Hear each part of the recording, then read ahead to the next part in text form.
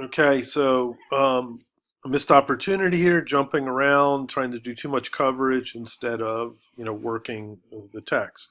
Some topics or questions that came up here, right? So the author is talking specifically about the Du Bois chapter, or the uh, Booker T. Washington chapter, right? So here you know, the question here is, does Washington even believe in double consciousness as a concept? So he's um, basically a conservative type thinker, right? And conservative thinkers don't tend to buy into the concept of socio-psychological arguments, right? They're not real big on Freudian or Marxian type explanations of the world, right? So Freudian and Marxian explanations of the world, which Du Bois is drawing upon, right? He's operating in that Freudian Marxian world. I mean, he has his own ideas and stuff, but basically his argument is is basically operating on the same level as Freud and Marx, and saying that there are things out there going on in the world that are affecting us as individuals and society that are outside of our influence, that determine us, that influence us, right?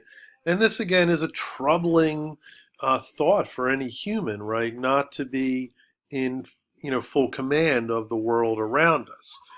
Uh, Liberal thinking tends to be more accepting of this notion, right?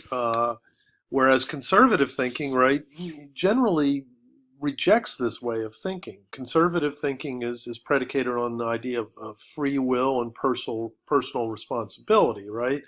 So it's not this idea of historical trauma or history or the material world determining or influencing us, or our psychological um, reality, affecting us, right?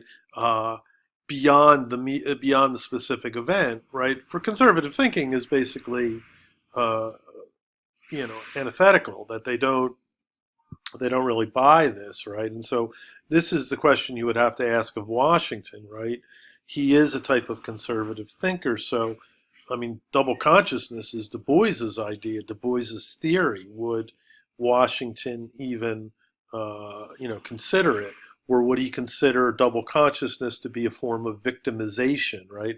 And this tends to be, again, the conservative argument that sort of Freudian, Marxian thinking is a type of victimization, right? So it's victimizing ourselves, or it's victimizing society, right?